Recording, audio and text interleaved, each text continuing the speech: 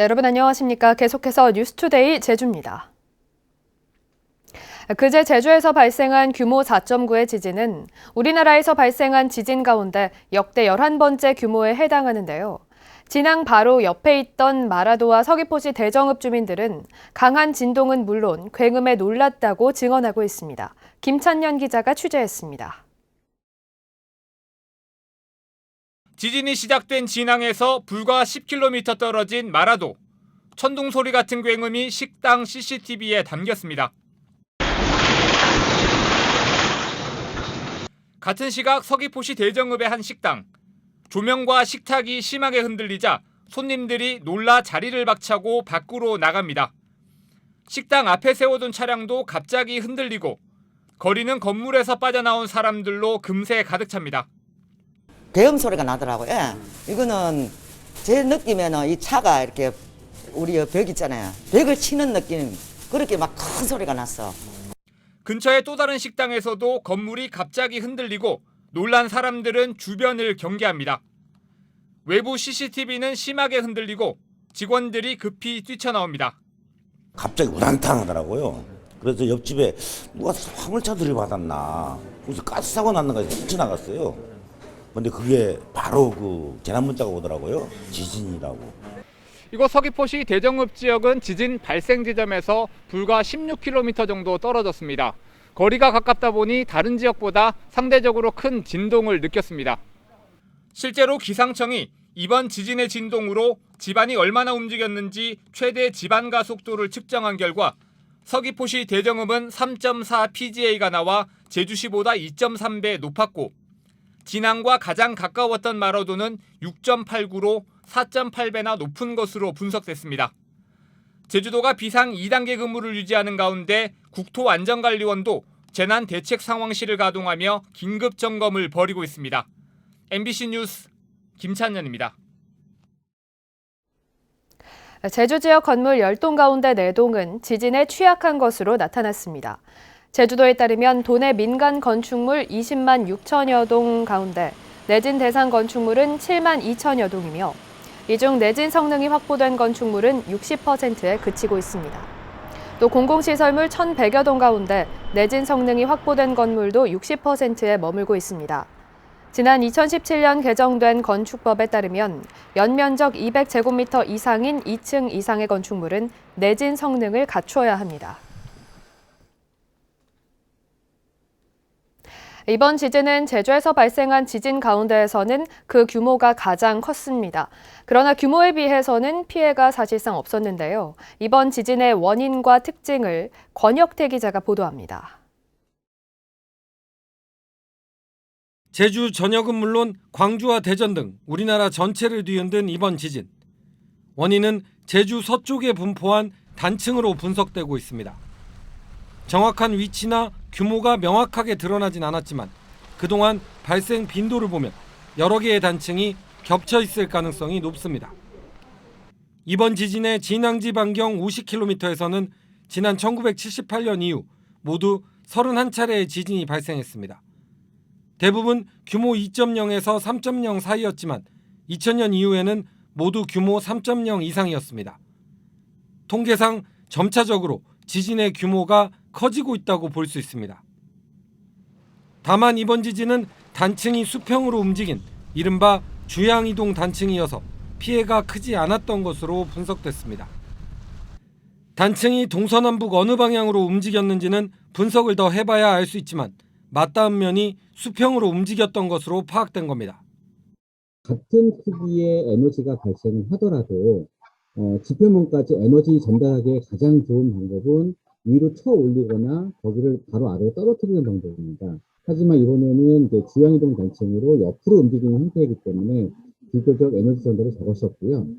2017년 포항 지진 이후 가장 큰 규모의 지진이었지만 피해가 거의 없는 이유에는 제주 섬의 지질학적 특징도 한몫을 한 것으로 분석됩니다.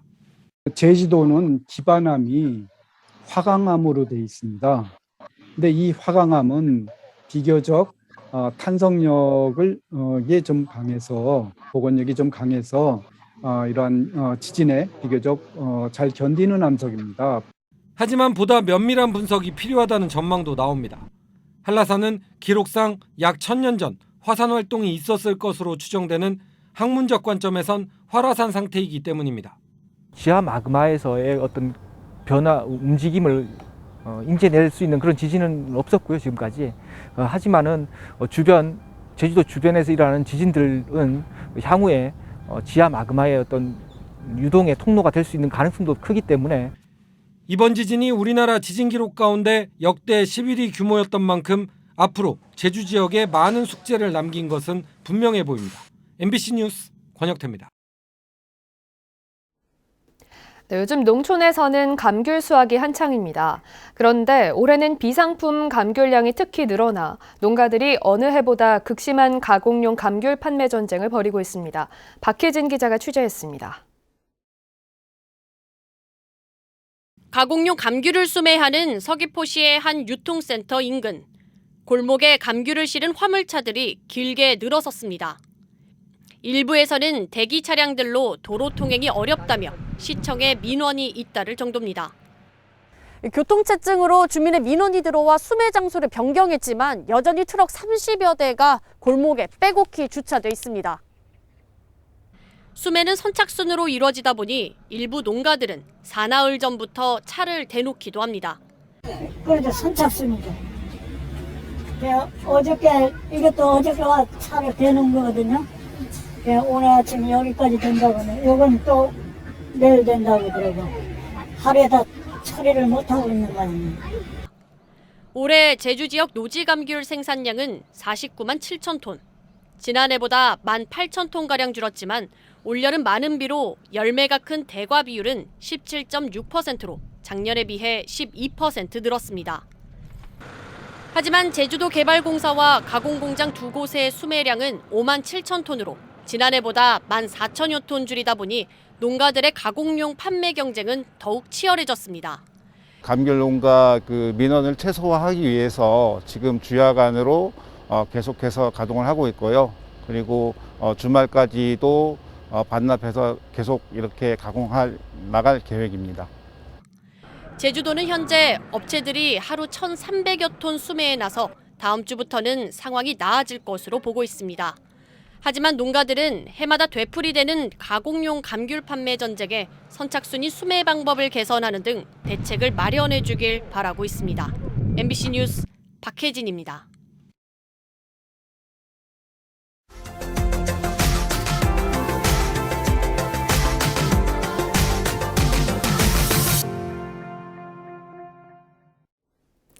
올해로 41주년을 맞은 5.18 민주화 운동이 전국적인 투쟁으로 재조명되는 첫 단추가 채워졌습니다.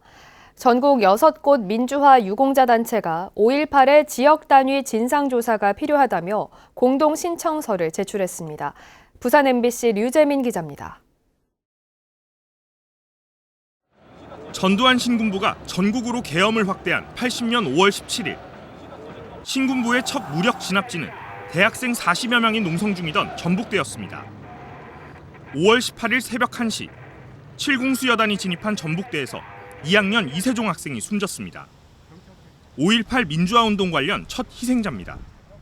전라북도에서 최초로 사망자가 발생했다라고 하는 것은 5월 민주화 투쟁의 진상을 규명하는 데 상당히 여러 가지를 시사하고 있다. 같은 날 부산에선 남포동 부영극장 앞 대학생 시위와 유인물 살포가 잇따랐고 서울에선 동포에게 드리는 글을 통해 광주의 참상을 알리려던 대학생 김의기 열사가 숨졌습니다. 지역 민주화운동단체들은 충청과 대구 경북, 강원, 전북 등 전국의 5.18 희생자와 피해자가 최소 613명인 것으로 파악하고 있습니다. 단순히 광주만의 투쟁이 아니라 전국적인 국민들의 투쟁이었고 전두환 신군부의 내란을 막기 위한 투쟁이었다. 하지만 80년 5월의 전국적인 투쟁 움직임은 그동안 제대로 조명되지 않았습니다. 전국적으로 수많은 저항투쟁, 광주항쟁과 연대투쟁이 일어납니다. 그렇지만 오랫동안 이러한 것들이 사회적으로 조명받지 못했습니다. 전국 6개 민주화운동 유공자 단체는 5.18 민주화운동 진상규명조사위원회에 전국 지역 단위 진상조사를 촉구했습니다. 지난 1월 5.18 민주화운동 특별법 개정으로 공간적, 시간적 범위가 광주 관련 5월 18일 관련 시기로 확대됐기 때문입니다. 전문위원 등으로 조사가 완료될 때까지 채용해서 같이 조사를 하는 방식, 피해자 중심, 현지 중심 조사가 불가피하기 때문에 이런 부분에 대해서 앞으로 충분히 논의를 5.18 진상조사위원회의 공식 활동 기간은 딱 1년 남았습니다. 광주 5.18 학살과 연대한 전국 투쟁의 전모를 밝힐 시간도 얼마 남지 않았습니다. MBC 뉴스 류잼리입니다.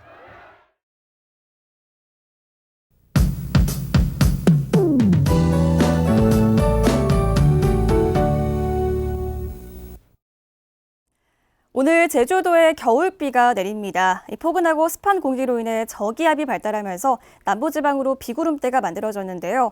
현재 제주에 5mm 내외의 비가 내리고 있고 옅은 안개가 낀 곳이 많습니다. 아침 출근길 교통안전에 유의하시기 바랍니다. 비는 오후까지 최대 30mm 더 내리겠습니다. 오늘 흐린 비 날씨지만 온화한 남서풍으로 인해 큰 추위는 없겠는데요. 내일부터는 다시 추워지겠습니다.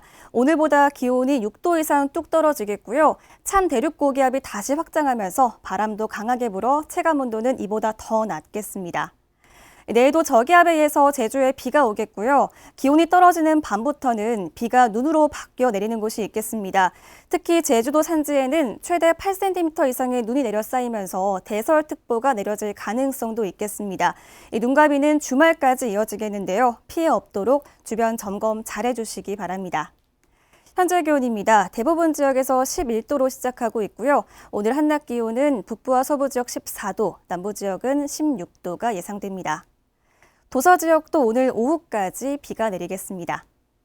바다의 물결은 제주도 전해상에서 잔잔하게 일겠습니다. 내일부터는 해상에도 바람이 강하게 불면서 풍랑특보가 발표되겠습니다. 내일 밤부터 주말까지 눈비 소식과 함께 날이 급격히 추워지겠는데요. 기온 변화가 큰 만큼 건강관리 잘해주시기 바랍니다. 날씨였습니다. 제주도 내년 예산안이 도의회를 통과했습니다. 도의회는 어제 본회의를 열어 6조 3,922억 원의 규모의 예산안을 예산결산위원회에서 499억 원 삭감한 뒤 다른 사업에 증액하는 것으로 수정 가결한 내용으로 통과시켰습니다. 도의회는 제주도 최상위 법정계획인 제3차 제주국제자율도시 종합계획 동의안도 통과시켰습니다. 풍력 등 신재생 에너지 출력 제어를 최소화하기 위해 발전기 출력을 낮추고 남는 전력을 다른 지방으로 역전송하는 방안이 제시됐습니다. 제주연구원은 제주개통 안정화 방안과 재생에너지 적정 규모 산정 연구 최종 보고회에서 필수 운영 발전기의 출력을 낮추고 제주와 완도를 잇는 제3연계선으로 전력을 역전송해 재생에너지 수용량을 추가로 확보하는 방안 등을 제시했습니다. 제주에서는 신재생에너지 발전 시설이 늘면서 출력 제한 횟수가 지난 2015년 3차례에서 지난해에는 77차례로 증가했습니다. 민주노총 제주평등보육노동조합은 제주도청 앞에서 기자회견을 열고 제주시내 어린이집에서 보육교사가 종교 행사 참여를 거부했다는 이유로 직장 내 괴롭힘을 당했다는 주장과 관련해 노동부가 이달까지 해결하라고 촉구했습니다. 민주노총은 노동부에 진정을 제기한 지 석 달이 넘었지만 모든 가해자들에 대한 조사가 이루어지지 않았다며 빠르고 공정하게 마무리 지어야 한다고 주장했습니다. 제주시 조천읍 선을 1, 2 주민들이 도의회 앞에서 기자회견을 열고 제주 자연체험파크 조성 사업을 폐기하라고 촉구했습니다. 주민들은 사업이 승인될 경우 곶자왈이 훼손되고 생태계 교란이 일어날 것이라며 도의회 환경도시위원회가 제주 자연체험파크 조성 사업 심의를 즉각 중단해야 한다고 주장했습니다. 제주지방법원 형사 2단독 류지원 판사는 자신을 험담했다는 이유로 흉기를 휘두른 혐의로 기소된 외국 국적 47살 리 모 씨에게 징역 1년에 집행유예 2년을 선고했습니다. 리 씨는 지난 9월 도내 모처에서 지인들과 술을 마시다 피해자가 자신을 험담한다는 얘기를 듣고 흉기를 챙긴 뒤 피해자를 불러내 휘둘러 다치게 한 혐의로 재판에 넘겨졌습니다. 뉴스투데이 제주를 마치겠습니다. 시청해주신 여러분 고맙습니다.